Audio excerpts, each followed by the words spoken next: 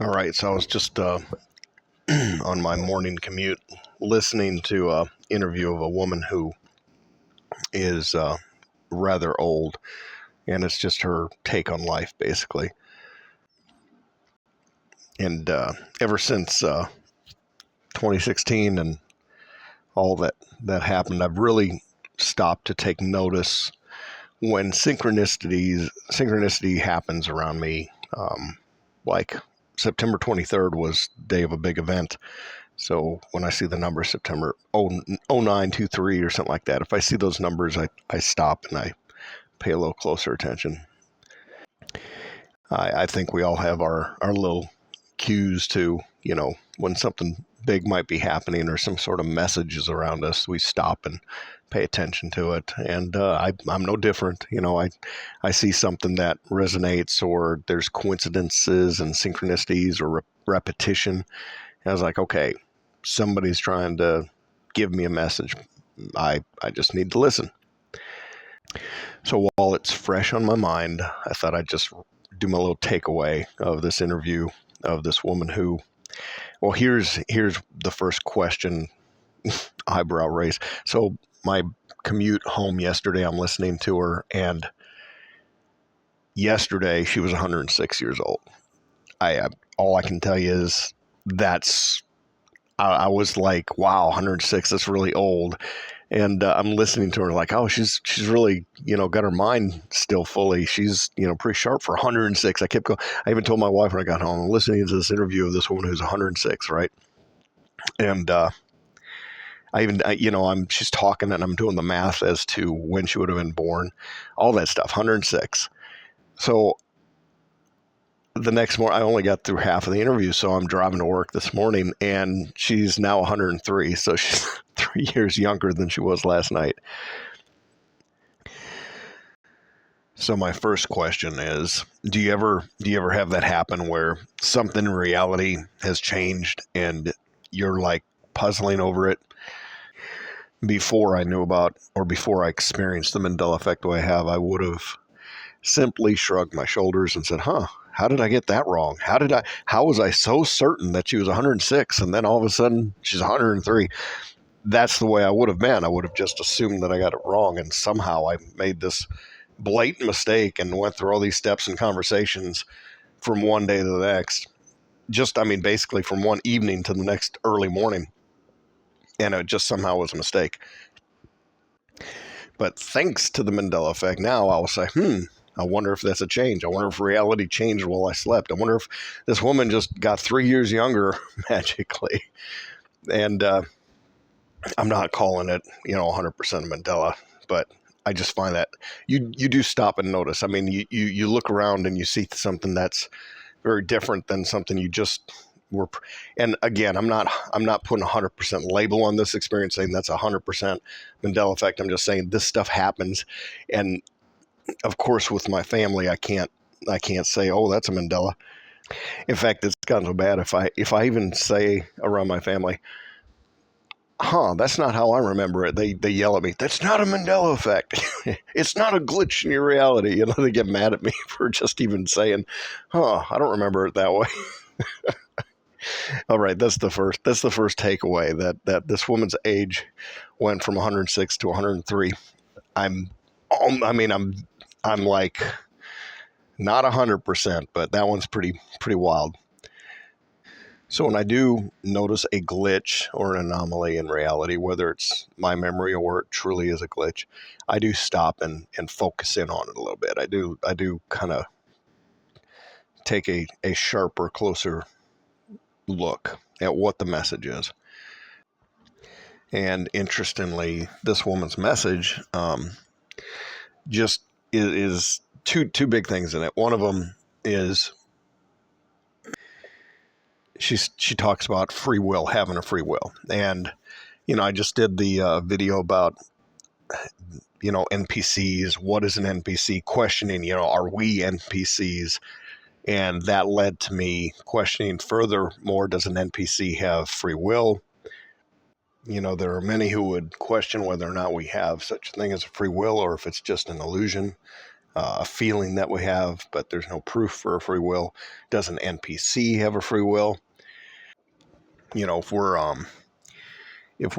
we were without free will, we would be not much different than an NPC or an AI program, a bot.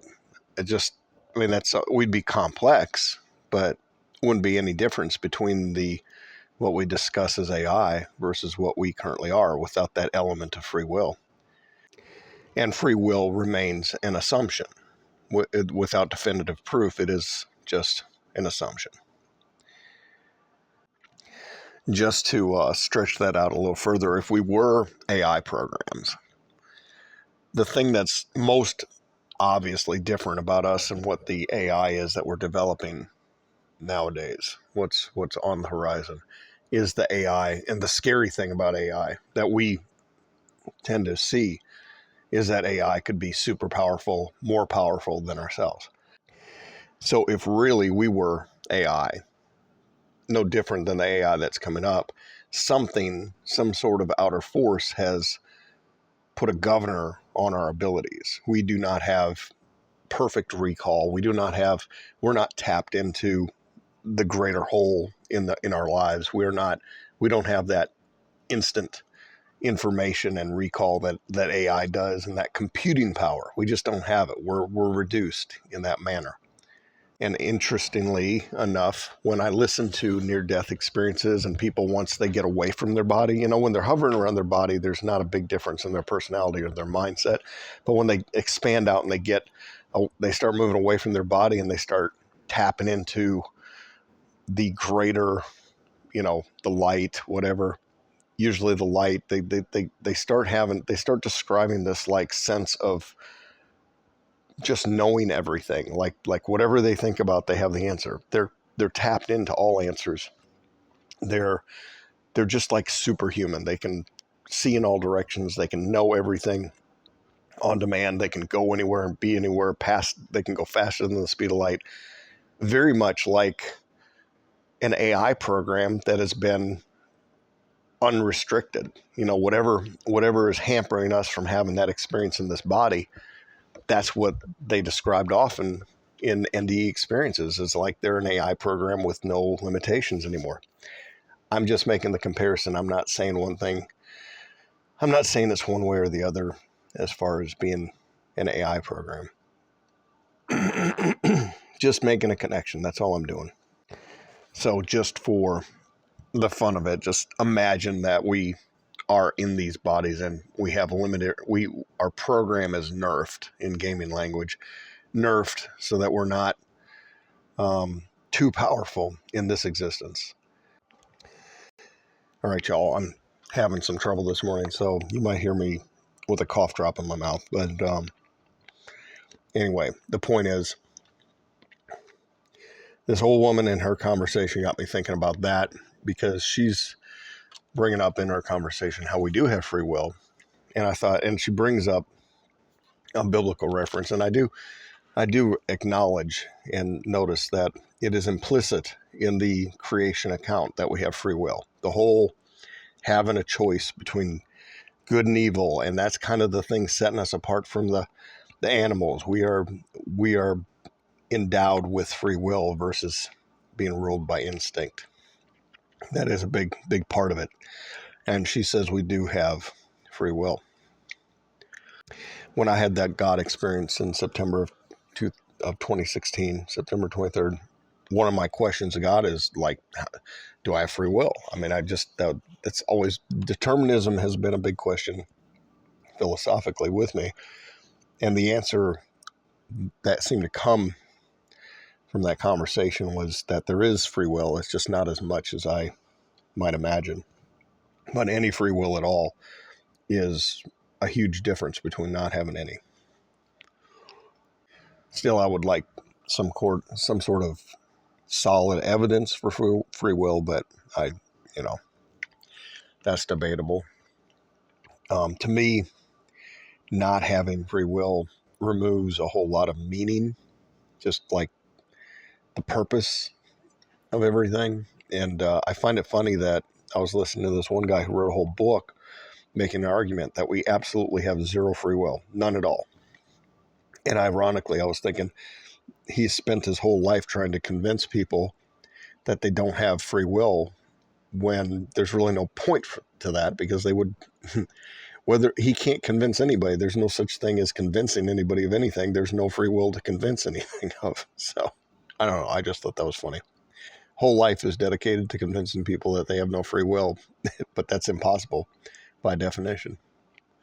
Moving onward. Oh yeah, and this same guy I listened to had an interview with Neil deGrasse Tyson about whether or not we have free will. And for me, the big thing about Neil deGrasse is I remember his name being DeGrease. That's just not just remember. I was like so shocked one day when I saw it as deGrasse. I'm like, I'm calling him Mandela, you know. In fact, let me go off on a little tangent here. I did the Neil deGrasse video a long time ago, and Dan actually sent me some residual of people remembering Neil deGrasse, and I just did a quick search, and it's still pretty powerful. It's like we're pulling this stuff from like a parallel universe where he's still Neil deGrasse, and there's people that have uploads talking about Neil deGrasse, and I actually was finding this with no trouble at all, and could have kept going and on and on and on. There's lots of people having that same, for whatever reason, that memory, whatever you want to call it, Neil deGrasse. So this is just a side, I guess, Mandela I'm going to talk about for a second. Not hard to find the residual on this. Anyway, back to the show. The other thing that this woman was talking about, like if you were to put a main theme on her little interview, maybe I should put the link below, is love and life combined together. All right, I was interrupted, paused for about 15 minutes, but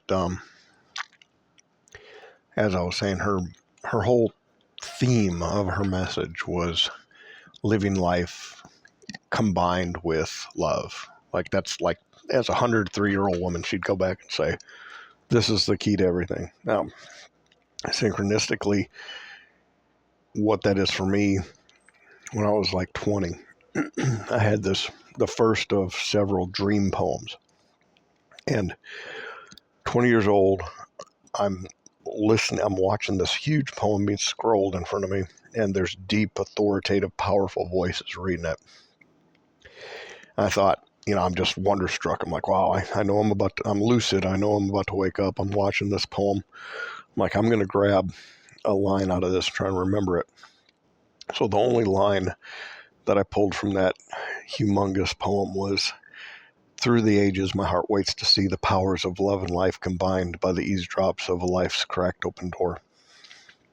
And I've thought about those words many times in my life. And this woman's basically, her whole life theme has been the power of love and life combined. And she mentions it over and over and over in her talk.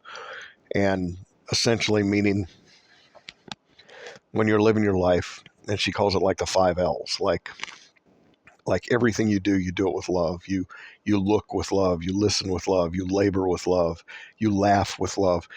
Everything that we do, if it doesn't involve love, is meaningless. But when it involves love, it's everything. All of life becomes meaningful and wonderful and incredible when it's mixed and intertwined with love in every single little way. So that was the takeaway from her speech. It synchronistically made me think about the poem and my poem when I was 20. And that's it. Just wanted to share the.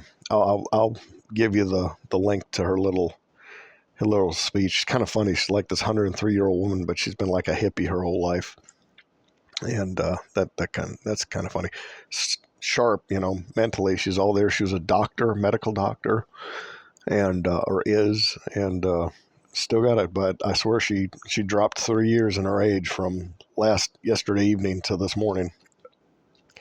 That gal was 106 when I was listening to her last night. So not 100%, but still saying. Anyway, hope you all have a great day, looking for those synchronicities in the world around you and what messages, what's What's the world calling you to look at? What lesson, what takeaway?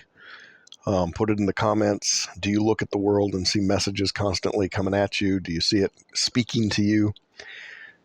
Another conversation I want to have for another video is whether or not reality, should we look at it as malicious or beneficial? Is it benevolent or is it malicious?